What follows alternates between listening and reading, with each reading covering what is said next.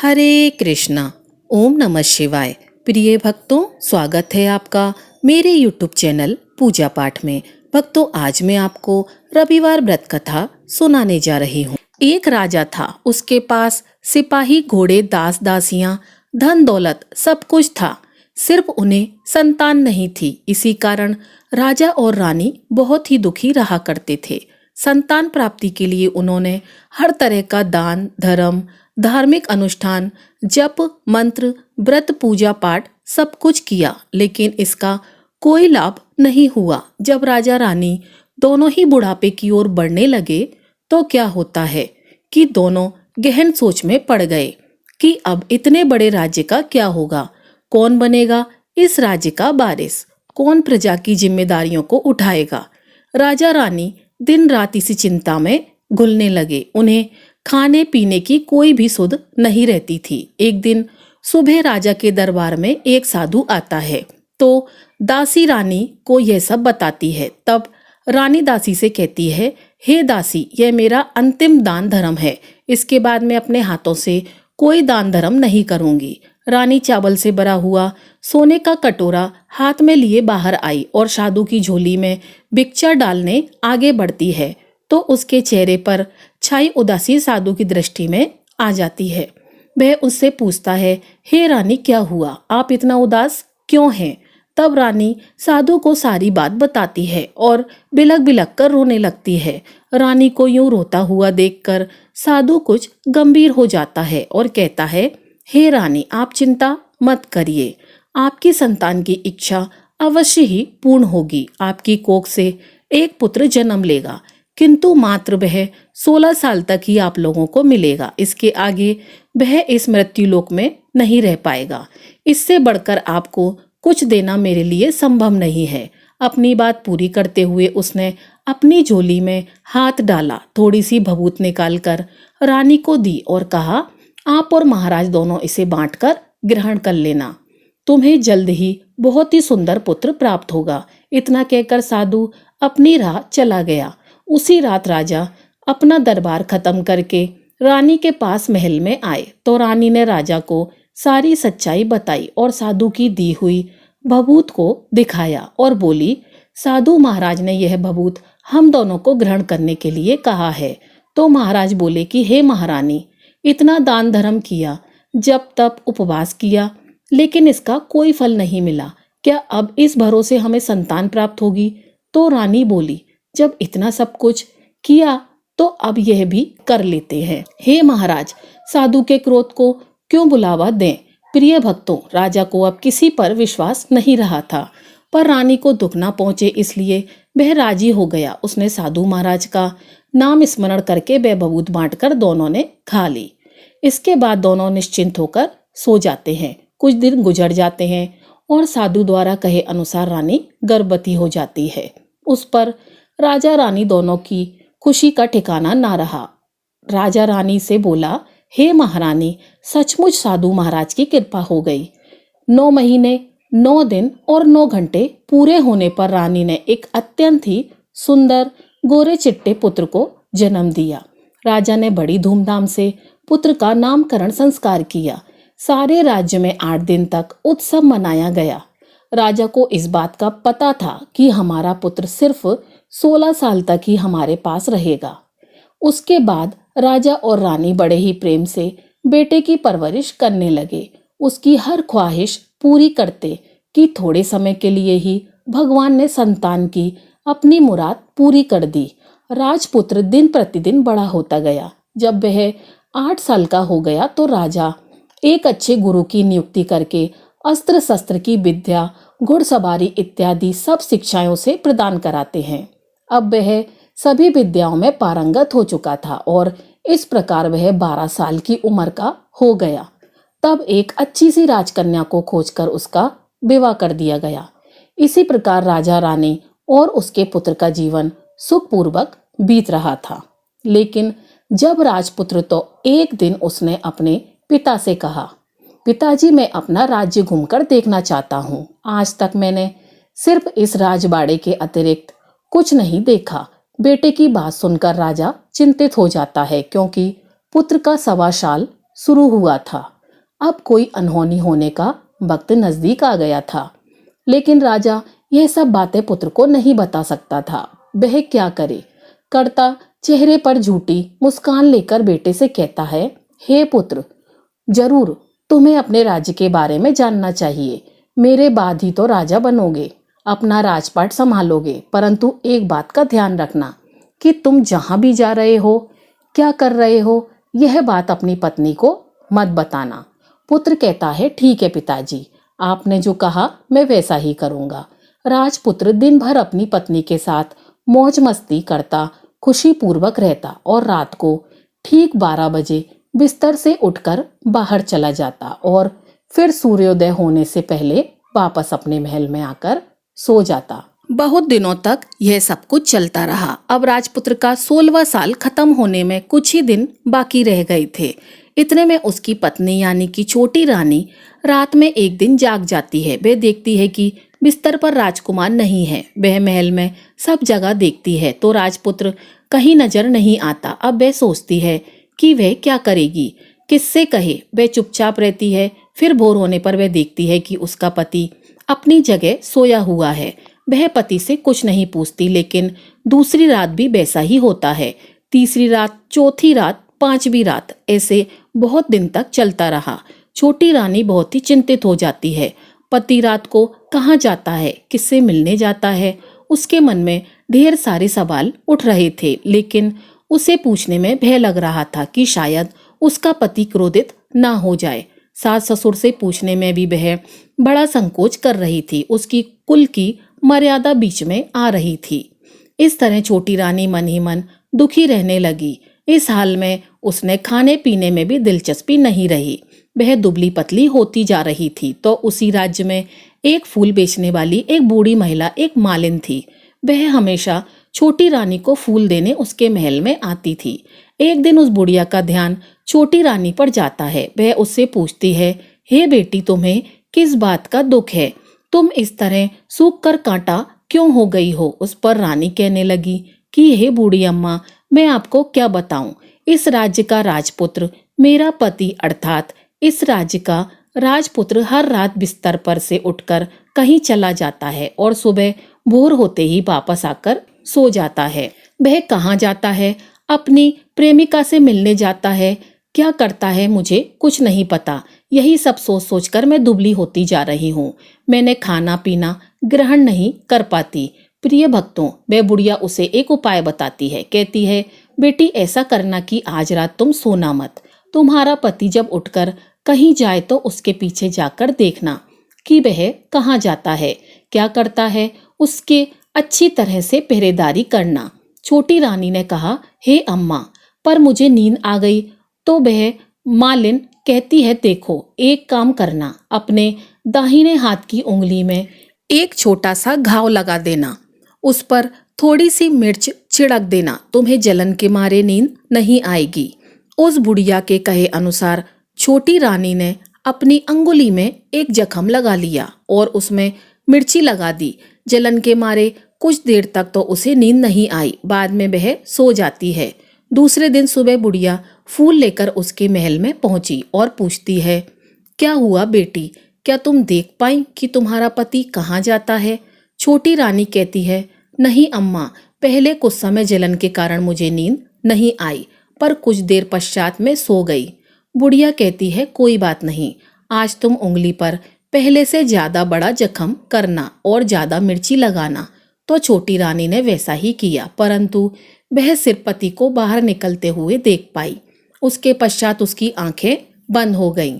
फिर उसे नींद आ गई। दूसरे दिन सुबह वह बुढ़िया फिर आती है। उससे पूछने से पहले ही छोटी रानी रोने लगती है और कहती है, अम्मा, मैं आज भी उनकी पहरेदारी ठीक से नहीं कर पाई। बुढ़िया कहती है, रो नहीं बेटी, सब कुछ ठीक हो जाएगा। तुम आज रात जख्म और बड़ा करना, उस पर ज्यादा मिर्ची लगाना और एक काम करना, जब वह जाने के लिए निकले तब उसका रास्ता रोक लेना। बुढ़िया ने जैसा बताया छोटी रानी ने वैसा ही किया। आज रात उसे नींद नहीं आई। पति जब रात को महल से निकलने के लिए चलने लगा तो वह बुढ़िया ने जैसा बताया उसने वैसा ही किया। दौड़कर जाकर पति का रास्ता रोकती है और कहती है, आप कहाँ जा रहे हो, किससे मिलने जा रहे हो, मुझे बताओ। राजपुत्र उसे समझाने की बहुत कोशिश करता है कि देखो, अगर मैंने तुम्हें यह बात बता दी तो मैं तुम्हें दोबारा नहीं मिल पाऊंगा। छोटी रानी कहती है, कोई बात नहीं, ना मिल पाओ, लेकिन आप रात के समय कहाँ जाते हो यह मुझे बता दो। राजपुत्र निरुत्तर हो जाता है और अपनी पत्नी की जिद के आगे उसकी एक नहीं चल पाती। ठीक उसी समय उसका 16वां साल खत्म होने वाला था और 17वां साल लगने वाला होता है। अब वह राजकुमार कुछ सोचता है और कुछ चावल मंत्रों से सिद्ध करके अपनी पत्नी को देकर कहता है, इन चावलों को दोनों हाथों में मुट्ठी में पकड़ना, पहले दाएं हाथ में पकड़े चावल से मेरे ऊपर फेंकना, मैं कौन हूं तुम्हें पता चल जाएगा। बाद में बाएं हाथ में पकड़े चावल मेरे ऊपर फेंकना, मैं जैसा था तुम्हें वैसा मिल जाऊंगा। लेकिन यदि तुम बाएं हाथ के चावल मेरे ऊपर फेंकना भूल गई तो मैं तुम्हें कभी नहीं मिल पाऊंगा।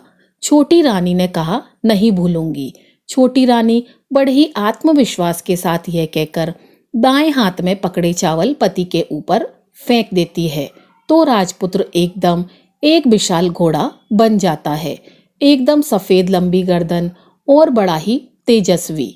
और वह घोड़ा देखते ही देखते तेजी से दौड़ने लगा।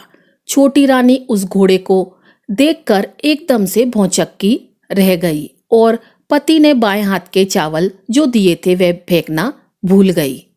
उसकी आंखों के सामने घोड़ा महल से बाहर निकलकर चला जाता है। घोड़ा जब महल से बाहर जाता है तो वापस नहीं आता। अब छोटी रानी को बड़ा ही पश्चाताप हुआ। वह स्वयं को कोसने लगी, लेकिन अब उसका कोई फायदा नहीं होने वाला था। राजकुमार अब वापस नहीं आने वाला था।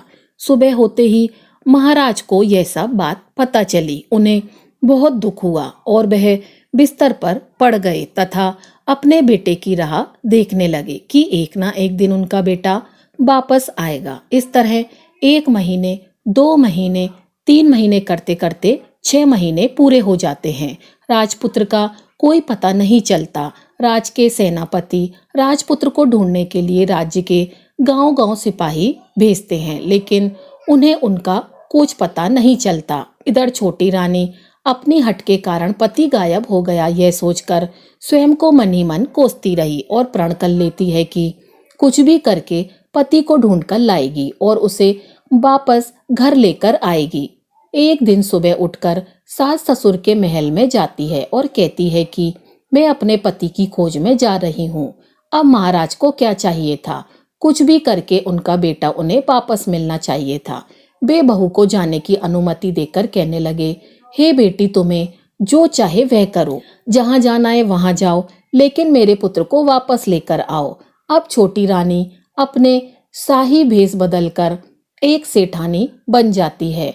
कुछ दासियों को, कुछ नौकरानियों को साथ लेती है और कुछ सामान ले लेती है और राज्य की सीमा पर जाकर वहां एक भोजनालय खोल देती है। वहां आने जाने वाले यात्रियों को भोजन मुफ्त में खिलाती है और मात्र एक शर्त रखती है कि खाने वाले को उसकी देखी हुई कोई अजीब चीज, नई चीज मालकिन को यानी कि राजकन्या को बतानी पड़ेगी, तो वहां आने वाले हर नागरिकों को मुफ्त में भोजन दिया जाएगा। इस तरह छोटी रानी राहगीरों को उनके बताए गए बातों के अनुसार मुफ्त में खाना खिलाती रही, परंतु रानी को जो बात चाहिए थी अब तक वह नहीं मिली थी। ऐसे ही कुछ दिन बीत गए। रानी के महल में फूल लेकर आने वाली बुढ़िया की एक बेटा और बहू थी। उसका एक छोटा सा यानी बुढ़िया का एक पोता था। उस बुढ़िया के बेटा और बहू सुबह काम के लिए निकलते थे और पोते को संभालने की जिम्मेदारी बुढ़िया पर रहती थी। बुढ़िया दिन भर पोते को संभालती थी। बुढ़िया को पान खाने की आदत थी, वह पान के बिना नहीं रह पाती थी। ऐसे ही एक दिन बुढ़िया को पान खाने के लिए चूना चाहिए था। वह उसे तैयार करने के लिए सीप लेकर आई। इन सीपियों को भूनने के लिए गोबर के कंडे चाहिए थे। कंडे इकट्ठा करने के लिए वह बांस की टोकरी लेकर चरवाहे के मैदान में गई, जहां बहुत सारे कंडे थे। उन्हें जमा करते करते उसे घर आने में अंधेरा हो गया। इस ओर शाम होते ही काम से वापस आकर बेटा और बहू घर पहुंचे तो देखा कि बच्चा घर पर अकेला है और बहुत रो रहा है। वह दोनों गुस्से से लाल पीले हो गए और इसी बीच वह मालिन बुढ़िया घर आ पहुंची। बेटे ने पूछा, पोते को घर पर अकेला छोड़कर माँ तुम कहाँ गई थी? बुढ़िया बताने लगी, बेटा मैं गोबर के कंडे इकट्ठा करने गई थी। इस पर बेटे ने कहा, माँ दोबारा बच्चे को अकेला घर पर छोड़कर यदि कहीं गई तो मैं तुम्हें बहुत पीटूंगा। बुढ़िया कहने लगी, नहीं बेटा, फिर कभी ऐसा नहीं करूंगी। लेकिन दूसरे ही दिन बुढ़िया यह बात भूल गई और चरवाहे के मैदान पर कंडे इकट्ठा करने चली गई। शाम को जब बेटा और बहू काम से वापस लौटे तो देखा कि बच्चा घर पर अकेला है और जोर जोर से रो रहा है। अब उसके बेटे की सहन शक्ति खत्म हो गई और बूढ़ी के घर वापस आने पर उसे घर से निकाल दिया। बुढ़िया रात भर घर से बाहर अंधेरे में बैठी रही और सुबह होते ही हाथ में टोकरी लेकर कंडे इकट्ठा करने के लिए निकल गई। उस दिन उस पर कंडे इकट्ठा करने का मानो पागलपन सवार हो गया था। कंडे इकट्ठा करते करते अंधेरा हो गया। उसे मालूम ही नहीं चला। जब उसे ध्यान आया तो गांव का रास्ता भी ठीक ठीक दिखाई नहीं दे रहा था।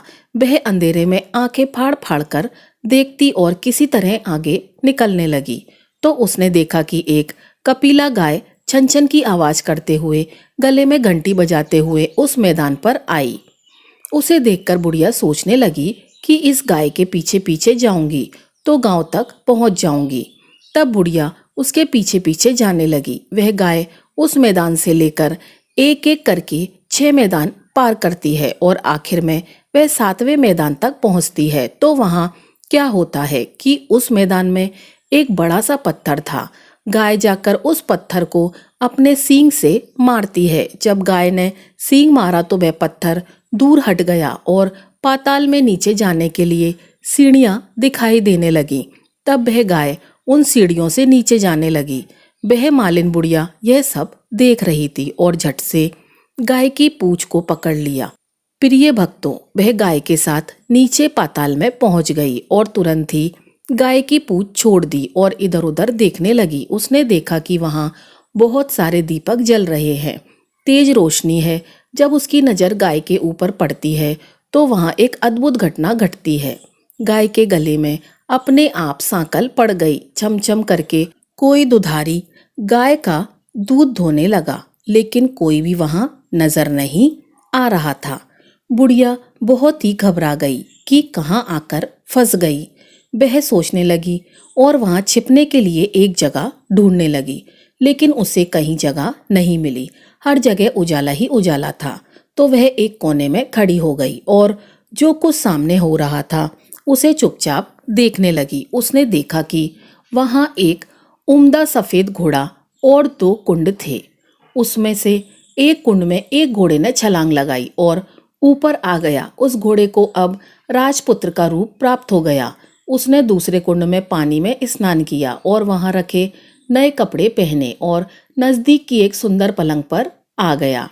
उस पर आकर वह बैठ गया। उसके सामने 56 प्रकार के पकवानों से सजी एक थाली आई। दूध की एक प्याली आ गई, पान सुपारी आ गई। उसके सामने एक दिया जल रहा था।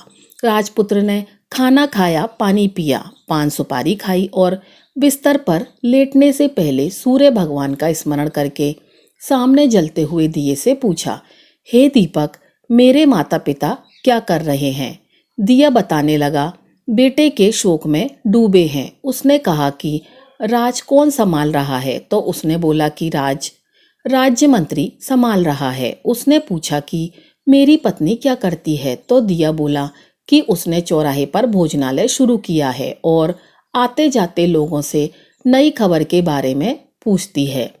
दिए के इतना कहते ही राजपुत्र कहने लगा, ठीक है। उसके बाद वह सो गया। बुढ़िया कोने में खड़ी हुई सब कुछ देख रही थी।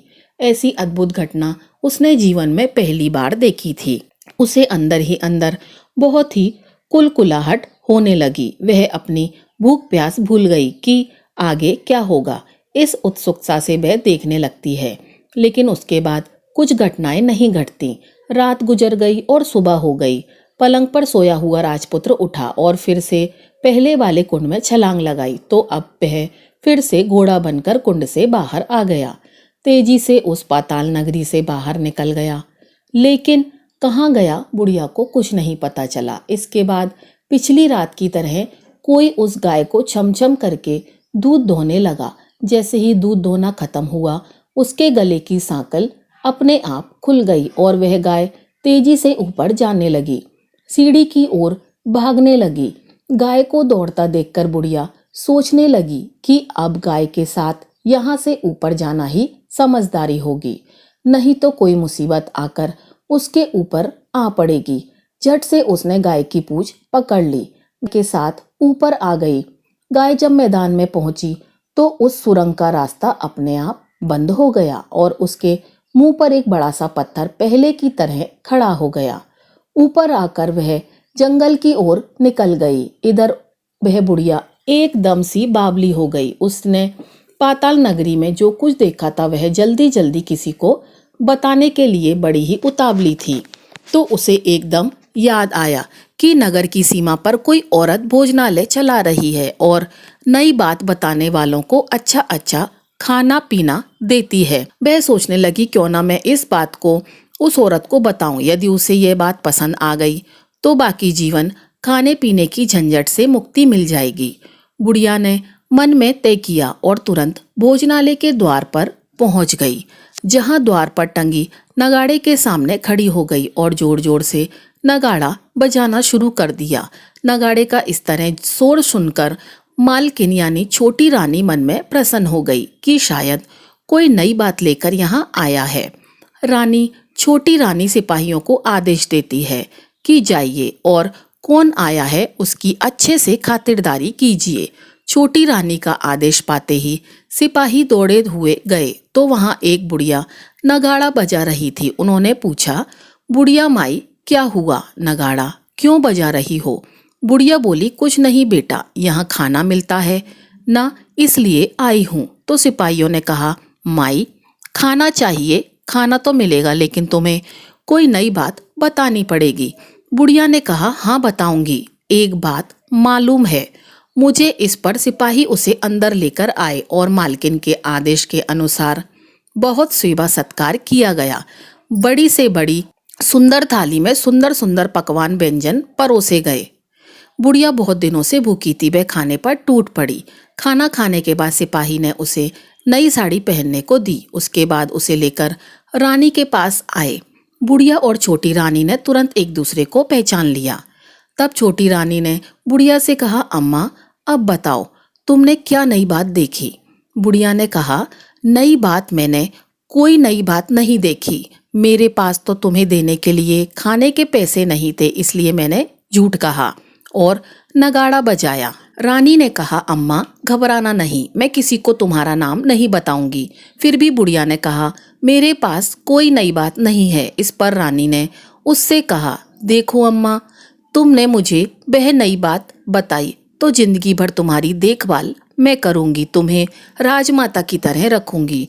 अब बुढ़िया बताने के लिए तैयार हो गई। उसने जो कुछ भी चारागाह वाले मैदान में देखा था सब कुछ सच सच छोटी रानी को बता दिया।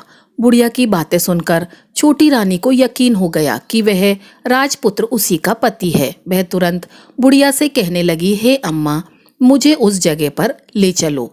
तब बुढ़िया बोली, नहीं बेटी, वह पाताल लोक है, वहाँ सांप आदि रहते हैं, तुम्हें देख लिया तो तुम्हारी जान खतरे में पड़ सकती है। लेकिन छोटी रानी उसकी एक भी बात नहीं सुनती, उसे उस जगह ले जाने के लिए हट करने लगती है। आखिर में बुढ़िया ने उसका कहना मान लिया और कहने लगी, ठीक है, मैं तुम्हें वहाँ ले जा सकती हूँ, पर आज नहीं कल वहाँ जाना। दूसरे दिन दोपहर को रानी बुढ़िया के साथ उस मैदान पर गई और एक जगह छुपकर गाय के आने की राह देखने लगी। दिन ढलते ही अंधेरा गिरने लगा और गाय हमेशा की तरह वहां मैदान में आ गई और उस कोने में जाकर उसने पत्थर पर सींग मारा तो छत से पत्थर हट गया। सुरंग में जाने के लिए रास्ता खुल गया। गाय उस रास्ते से नीचे उतरने लगी तो बुढ़िया छोटी रानी से कहने लगी कि हे बेटी, आगे बढ़ो, हम गाय की पूंछ पकड़कर नीचे उतरेंगे। तो दोनों गाय की पूंछ पकड़कर नीचे उतर गए। बुढ़िया पहले जिस कोने में छिपी थी उसी कोने में छिप गई। अब नीचे सब कुछ पहले जैसा घटित हो रहा था। गाय के गले में अपने आप सांकल पड़ गई। कोई अदृश्य रूप से उसका दूध दोहने लगा। एक सफेद घोड़ा आकर एक कुंड में छलांग लगाई तो राजपुत्र के रूप में ऊपर आया। वह राजपुत्र दूसरे कुंड में नहाने लगा। बाद में उसके सामने खाने की थाली आई, दूध की प्याली आई और पान का बीड़ा आ गया। राजपुत्र सब ग्रहण करके सोने के लिए पलंग पर चला गया। सोने से पहले सूर्य देव का स्मरण करके वह दिए से पूछने लगा, दीपक, मेरे माता पिता क्या कर रहे हैं? तो दिया कुछ जवाब नहीं देता बल्कि वह बुझने लगता है।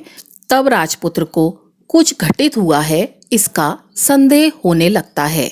फिर वह शांत हो जाता है और जो कुछ हुआ है हो जाने दो ऐसा सोचकर वह बिस्तर पर लेट गया। अब रानी का संयम टूट गया। वह दौड़कर अपने पति के पास आई। वह दौड़कर अपने पति के पास आती है और उसके पैर पकड़ने के लिए आगे बढ़ती है।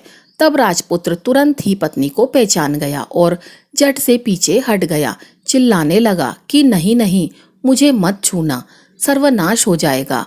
रानी दोनों हाथ जोड़कर पति से अपनी भूल को स्वीकार करने लगी कि स्वामी, मुझसे भूल हो गई। मुझे आपसे नहीं पूछना चाहिए था कि आप रात को कहाँ जाते हो। मैं अपनी भूल स्वीकार करती हूँ। मुझे मेरी भूल की सजा मिल गई है। अब आप घर चलो। आपके वियोग में आपके माता पिता ने बिस्तर पकड़ लिए हैं। आपकी प्रजा बहुत दुखी है। इस पर राजपुत्र कहने लगा, वही तो एक बार तुम गलती कर बैठी हो, अब दोबारा मत करना, नहीं तो मैं तुम्हें जो दिख रहा हूँ वह भी दिखाई नहीं दूंगा। अब रानी बिलाप करके जोर जोर से जमीन पर सिर पटकने लगी। राजपुत्र के मन में उसके प्रति दया उत्पन्न हो गई। वह उससे कहने लगा, यदि तुम मुझे पाना चाहती हो तो तुम्हें एक काम करना होगा। काम कठिन है लेकिन वह तुम्हें अकेले ही करना होगा। रानी ने कहा, कहो स्वामी, कितना भी कठिन काम हो मैं पूर्ण करूंगी। इस पर राजपुत्र ने कहा कि इस पाताल से ऊपर जाते ही तुम्हें एक घना जंगल नजर आएगा। ऐसे 6 जंगल पार करने के पश्चात तुम्हें एक 7वां जंगल मिलेगा। वह जंगल सबसे घना है। उस जंगल के बीचों बीच एक पीपल का पेड़ है। उसके आसपास की जगह पत्ते, फंदे, जटाएं आदि से ढक चुके हैं। वहां बाघ, शेर, सांप, भालू बैठे हैं। तुम्हें उन सबको भगाकर वह जगह साफ करनी है। उसको गोबर से लीपना है और पवित्र बनाना है। रंगोली से सजाना है। उसके बाद वहां धूप कपूर जलानी है। फूल और कुमकुम से पेड़ की पूजा करनी है। दूध और दही से बने चावल का भोग लगाना है। यह सब तुम्हें दोपहर को 12 बजे से पहले करना है। 12 बजने के समय तुम्हें उस जगह पर बैठकर सूर्य भगवान का ध्यान करना है। ठीक 12 बजे सूर्य भगवान का रथ वहां उतरेगा। वे सब देखकर खुश हो जाएंगे और कहेंगे कि जिस किसी ने भी यह सब किया है उसे मैं मनचाहा फल दूंगा। तो तुम सामने जाकर उनके रथ का दाहिना घोड़ा मांगना, मैं तुम्हें मिल जाऊंगा। इतनी बात कहकर राजपुत्र अपने पलंग पर सो गया। छोटी रानी रात भर वहीं रही और सुबह होते ही बुढ़िया के साथ गाय की पूंछ पकड़ के ऊपर आने के बाद बुढ़िया से कहने लगी, अम्मा, अब मैं अकेले ही आगे जाऊंगी, तुम भोजनालय वापस जाओ। वह जंगल में जाकर राजपुत्र के कहे अनुसार जंगल को साफ करती है। इसके बाद राजपुत्र ने जैसा बताया था उसे वैसे लिपाई करके वापस आ गई। दूसरे दिन सुबह होने से पहले उठी और जंगल में उसी जगह पहुंची जहां इत्र गुलाब का पानी छिड़क कर वह जंगल सुगंधित किया। धूप अगरबत्ती जलाकर उसे पवित्र किया और पूजा की। सब सामग्री वहां तैयार रखकर सूर्य भगवान का ध्यान कर कर वह बैठ गई। जैसा कि पति ने बताया था, दोपहर को ठीक 12 बजे सूर्य भगवान का रथ उसी पीपल के पेड़ पर आकर रुका।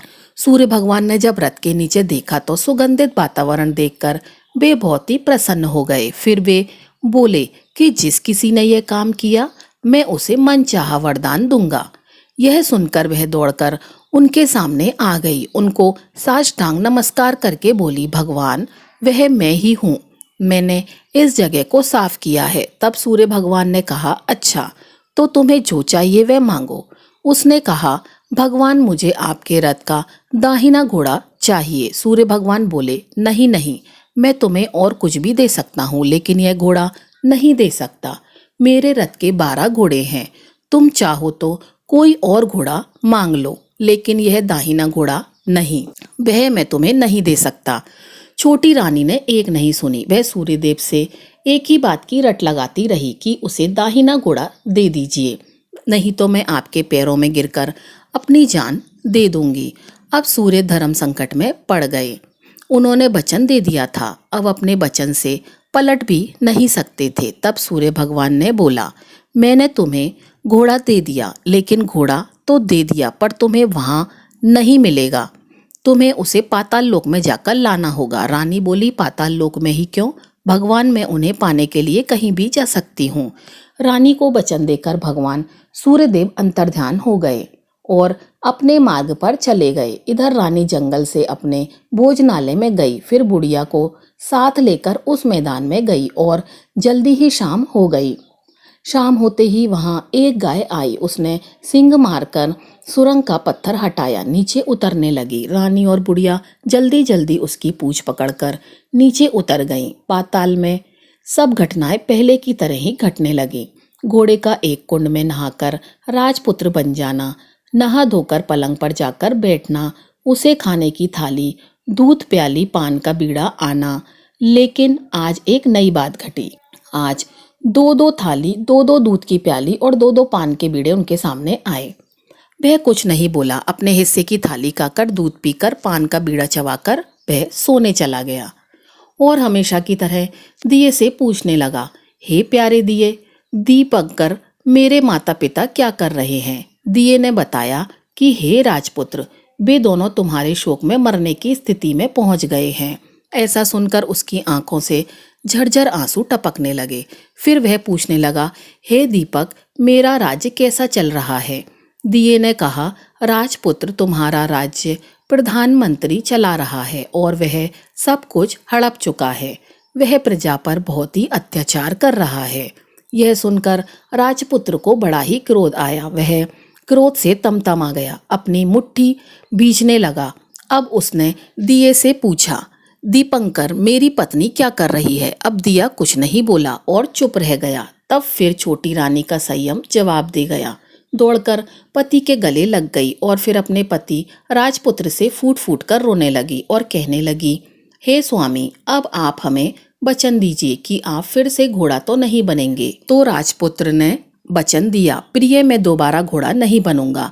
तुमने जो इतने सारे कष्ट उठाए मुझे पाने के लिए, सूर्यदेव ने तुम्हें सौदा किया और तुमने मुझे घोड़े के जन्म से मुक्ति दिलाई है। उसके बाद दोनों पति पत्नी और वह बुढ़िया उस गाय की पूंछ पकड़कर पाताल लोक से सीधे बाहर आए। भोजनालय में पहुंचकर उन्होंने सारा सामान लोगों में बराबर बराबर बांट दिया और फिर उसके बाद अपने राज्य को लौट गए। राजपुत्र वापस आता है और उसके तेवर देखकर जो प्रधानमंत्री होता है वह घबरा जाता है। राजपुत्र ने उसे बंदी बनाने का आदेश दे दिया और उसे कैद खाने में डलवा दिया और राज की बागडोर अपने हाथों में ले ली। इसके बाद वह अपने माता पिता से मिलने के लिए महल में गया।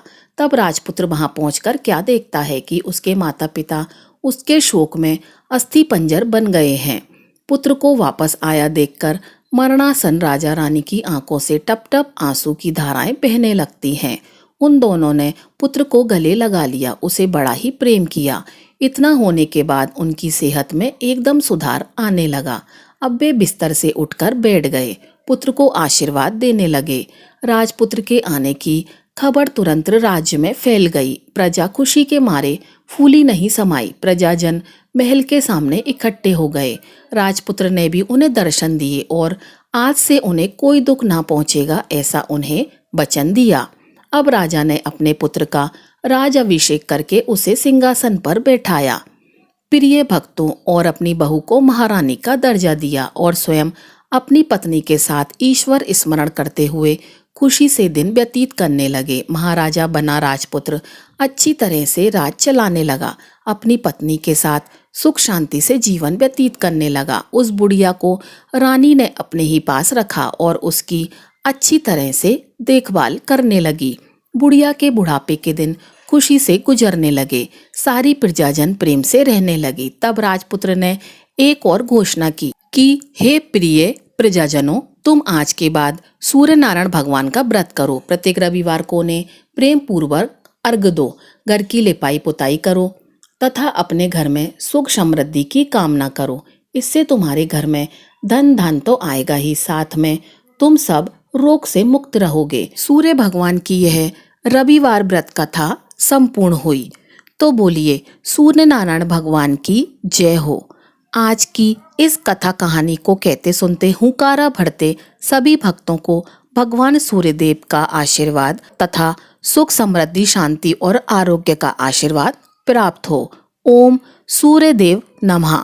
तो प्रिय भक्तों, यह थी हमारी आज की कथा। अगर आपको कथा अच्छी लगी हो तो वीडियो को लाइक कीजिएगा और चैनल को सब्सक्राइब कीजिएगा। आपका दिन शुभ हो।